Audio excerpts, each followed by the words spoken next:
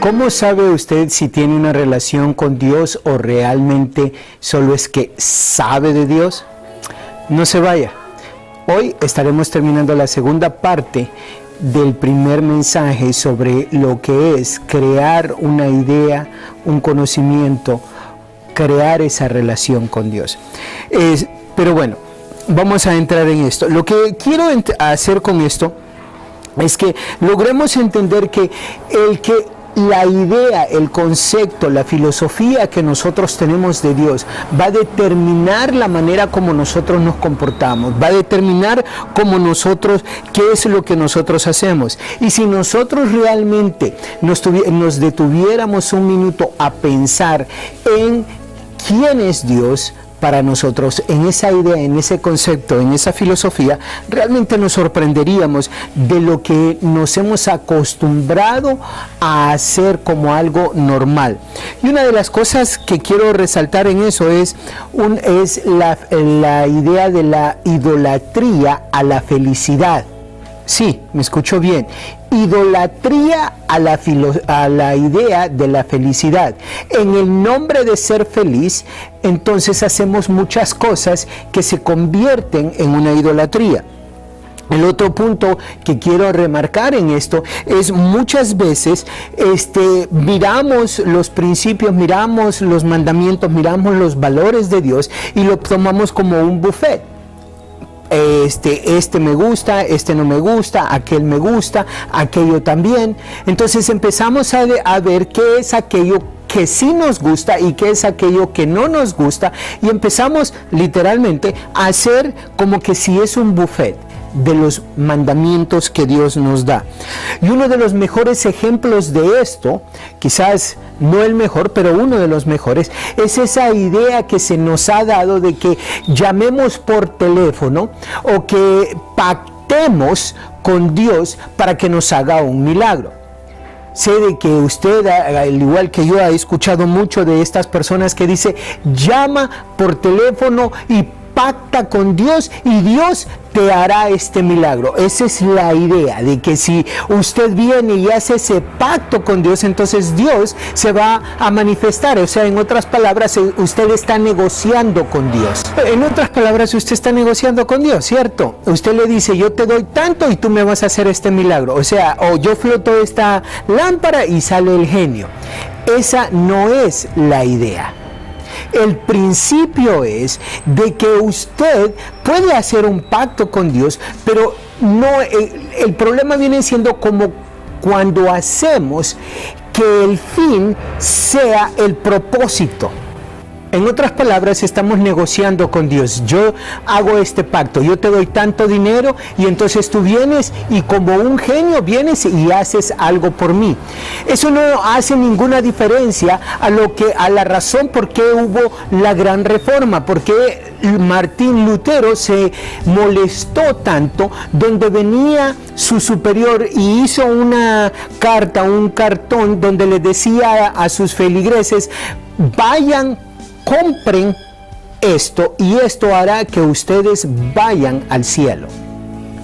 Básicamente es la misma idea, el mismo concepto, y como en aquel momento estaba equivocado, también hoy en día es una idea y un concepto completamente erróneo. Usted no puede pactar con Dios 100, 200, 1000 lempiras para que Dios venga y haga un milagro. Y este es el problema. El problema muchas veces nosotros venimos y le echamos la culpa a alguien más. Alguien más nos está enseñando mal. Pero mi pregunta es para usted que ha cometido ese error. Es realmente, si usted mira en su corazón, en su mente, usted lo que estaba buscando era un genio, era una persona, un ser donde usted venía y daba X cantidad de dinero, y puede ser la cantidad que sea, y como consecuencia usted tenía algo muchísimo más grande, pero significativo, ¿cierto? Eso no es problema del que le está enseñando, es problema de su corazón y de su mente, y de no tener una relación con Dios. Y bueno, le puedo dar ¿Qué es lo que sucede? Que cuando convertimos eso en la parte equivocada, no creamos una relación con Dios. El crear una relación con Dios significa que posiblemente, muy seguro, vamos a tener un matrimonio feliz. Nos va a dar una casa, nos va a dar un carro, nos va a dar un negocio. Pero cuando convertimos eso como el fin, el por qué lo hacemos, es cuando se convierte en idolatría. Es ahí donde viene el problema, y este es uno de los ejemplos que podemos ver en la Biblia.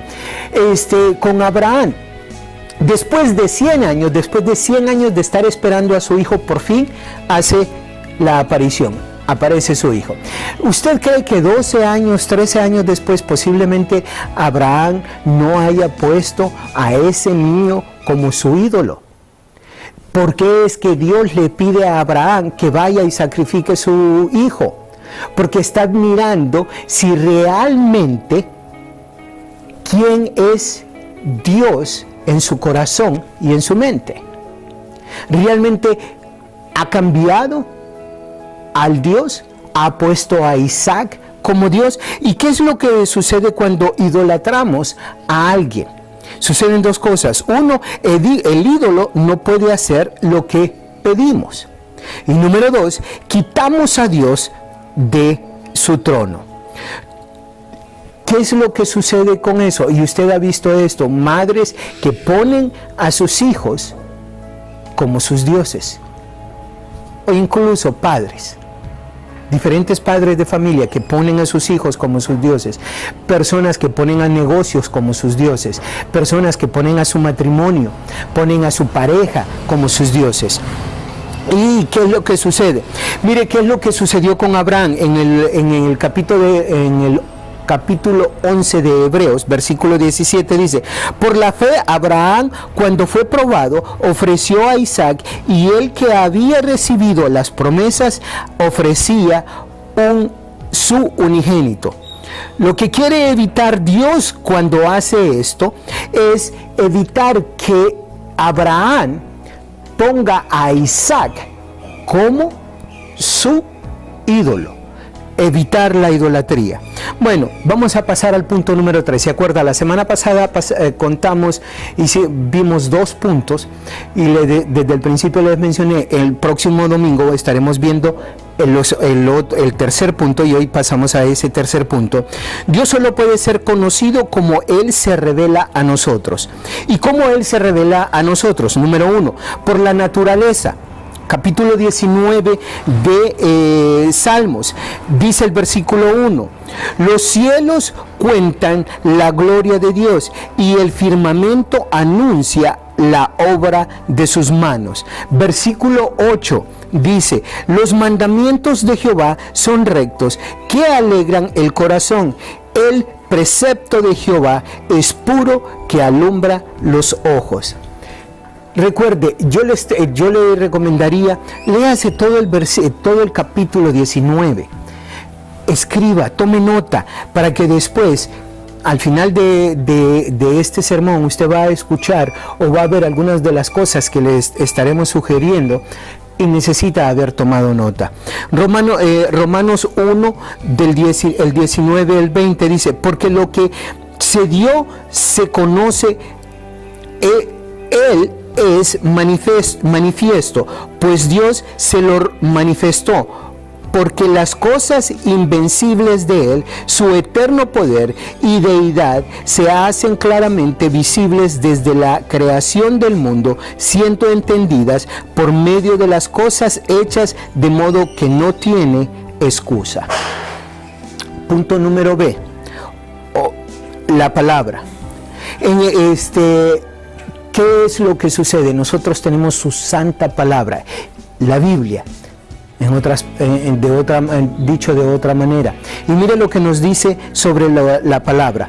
Primera de Juan, versículos 1 al 4, dice lo siguiente: En el principio era el Verbo, y el Verbo era con Dios, y el Verbo era Dios. Este era en el principio con Dios. Todas las cosas por Él fueron hechas, y sin Él nada de lo que ha sido hecho fue hecho. Versículo 4. En Él está la vida, y la vida era la luz de los hombres. Luego le recomiendo también se lea Juan capítulo 5 versículos 37 al 40. Eso le va a dar a reforzar lo que le estoy tratando de comunicar, que Dios se manifiesta a través de la naturaleza, a través de su palabra. Y luego, el punto número 3 es Juan, se revela por medio de Jesús. Y para eso nos vamos de nuevo al libro de Juan, capítulo 1, versículos 14 al 18.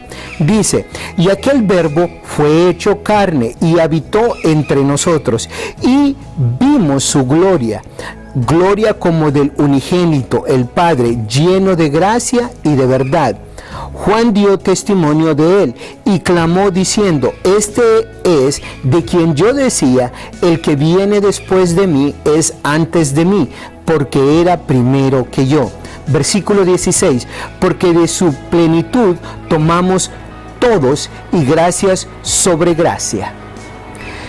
En Hebreos, el capítulo 1 de Hebreos, versículos del 1 al 3, nos dice lo siguiente: Dios, habiendo hablado muchas veces y de muchas maneras en otros tiempos a los padres por los profetas, en estos postreros días nos ha hablado por el Hijo, a quien constituyó heredero de todo, y por quien asimismo hizo el universo, el cual, siendo el resplandor de su gloria y la imagen misma de su sustancia, y quien sustenta todas las cosas con la palabra de su poder, habiendo efectuado la purificación de nuestros pecados por medio de sí mismo, se sentó a la diestra de la majestad en las alturas.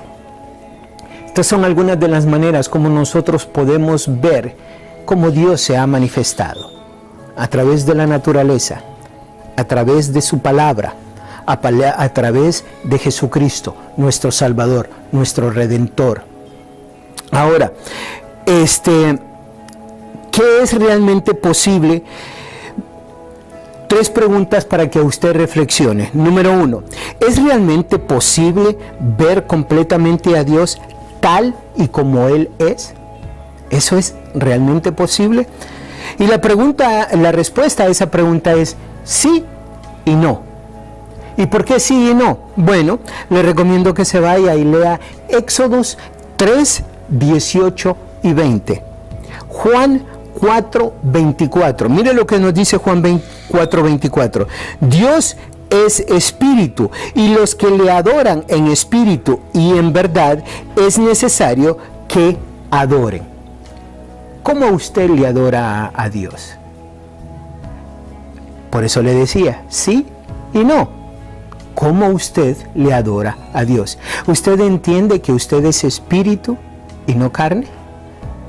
¿Que es un espíritu viviendo en un cuerpo, no un cuerpo viviendo en un espíritu? ¿Entiende realmente eso?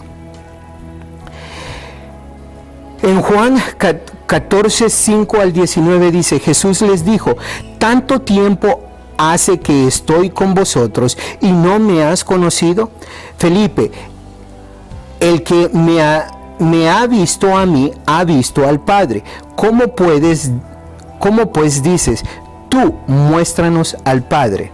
Y para esto yo le recomiendo que se lea Juan 14 del 5 al 9. Aquí yo solo le estoy leyendo el 9.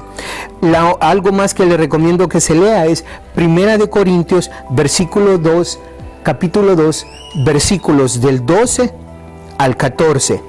El versículo 12 dice: y nosotros no hemos recibido el espíritu del mundo, sino el espíritu que proviene de Dios, para que sepamos lo que Dios nos ha concedido. Leas el capítulo 14. Número 2, pregunta número 2. ¿Qué debo hacer para ver a Dios como Él realmente es? ¿Qué debemos de hacer para de verdad mirar a Dios como realmente Él es? La respuesta es, búsquelo. Bien simple, búsquelo. Y Jeremías 29, versículos 11 al 13, le recomiendo que se lea eso. También le recomiendo que se lea Lucas 11, 9 al 13. En el versículo 9 de Lucas nos dice, y yo os digo, pedid y se os dará, buscad y hallaréis, llamad y se os abrirá. Muchas de las veces se ha usado este versículo para pedir otras cosas. En verdad creo que este versículo es usado para eso, para buscar la presencia de Dios, para buscar el rostro de Dios. Y si usted viene y le pide, ¿qué acaso su Padre no se lo dará? ¿Qué acaso su Padre no se mostrará? ¿Cómo? ¿Cómo lo hacemos? Dirá usted, ok Alexis, entiendo, tengo que buscar la presencia de Dios, tengo que buscar el rostro de Dios. ¿Cómo lo hago? Yo lo que le recomendaría es váyase al libro de Proverbios en el capítulo 2. Léase todo el capítulo 2, pero aquí le va algo del versículo 1. Dice, hijo mío, si recibiereis mis palabras y mis mandamientos guardares dentro de ti, haciendo estar atento tu oído a la sabiduría, si inclinares tu corazón a la prudencia, si clamaras a la inteligencia y a la prudencia dieres tu voz, si como a la plata la buscares y la escudriñares como a tesoros. Versículo 5, entonces entenderás el temor de Jehová y hallarás el conocimiento de Dios. Imagínese esto por un momento. Vamos a decir que usted tiene un patio y el patio no es muy grande. Vamos a decir lo que es de 20 por 10. No es un patio muy grande. Algunos tienen mucho más grande, otros mucho más pequeño. Vamos a usar un patio de unos 20 por 10.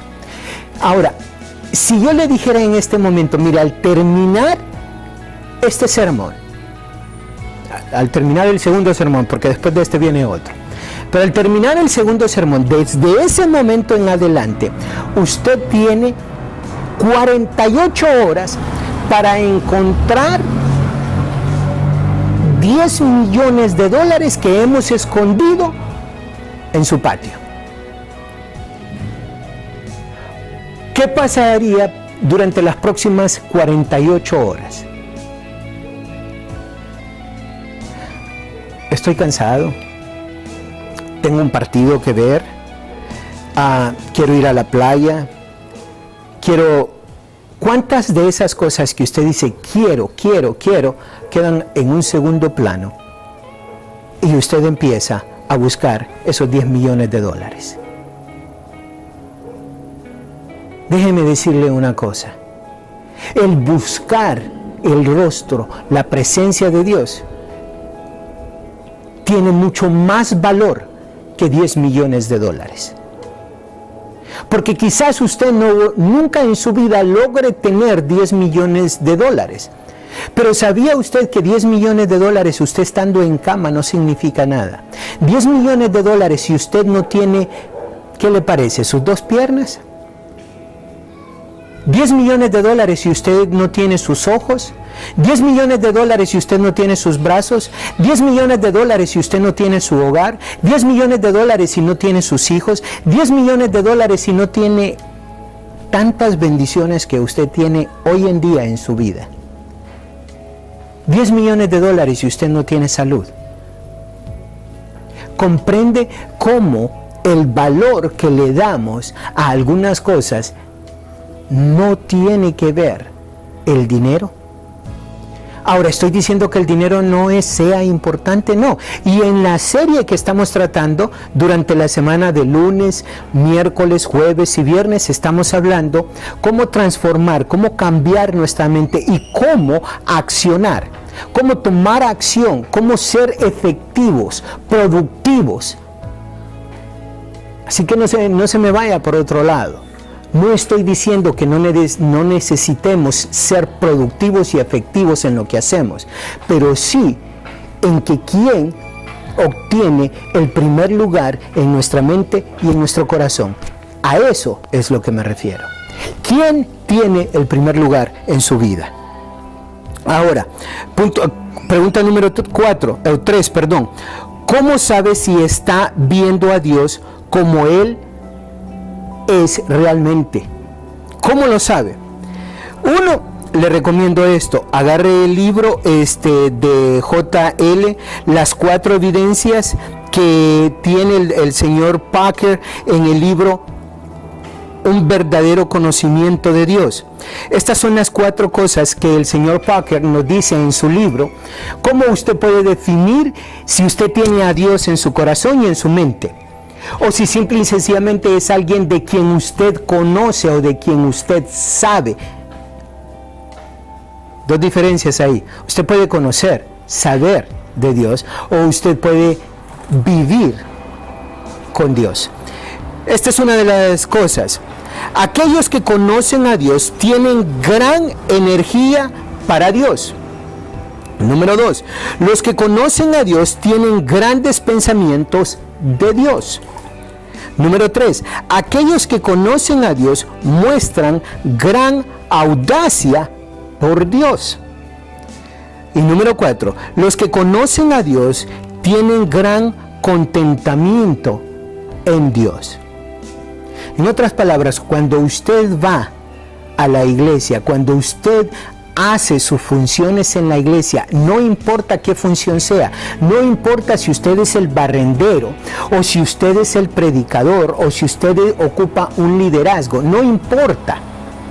Cuando usted hace lo que usted hace para el ministerio, lo hace para Dios o para que lo mire la gente en la iglesia, para el reconocimiento de alguien más. ¿Y sabe cómo se da cuenta usted si usted hace eso para Dios y no para el reconocimiento de alguien más? Cuando usted hace las cosas con excelencia para Dios y no espera que nadie le dé un reconocimiento por el trabajo que usted ha hecho. Cuando usted hace eso, entonces usted se da cuenta que las cosas las está haciendo para Dios. Pero cuando usted se molesta porque usted no tiene el reconocimiento por el trabajo que usted ha hecho, eso significa que usted lo está haciendo para el hombre. Ahora, ¿cómo aplicamos este conocimiento? Número 1, mire sus notas, estudie los pasajes dados y eso le va a ayudar a crear una visión 2020 sobre quién es Dios. Por eso le decía, tome nota, cada vez que nosotros venimos o salimos al aire, yo le trato de enfatizar, tenga lápiz y papel a la mano. ¿Por qué? Porque después usted puede ir y mirar si lo que nosotros estamos compartiendo es realmente bíblico, si realmente es palabra de Dios o es palabra de un hombre. Y aquello que es palabra de Dios, póngalo en práctica. Lo que es palabra del hombre, échelo para afuera. 2, le recomiendo adquirir estos libros, El conocimiento del Dios Santo, de A.W. Tozer, y el libro que le mencionaba anteriormente del señor J.I. Parker. Y el tercero, medite durante 3 minutos en quién es realmente Dios cada vez antes de orar esta semana. Tercer punto, medite antes de orar durante esta semana. Antes de orar, medite por 3 minutos quién es realmente Dios. Póngase a pensar, ¿quién es realmente Dios? Dios me les bendiga. Y ahora se quedan con el doctor Charles Stanley. Hasta pronto.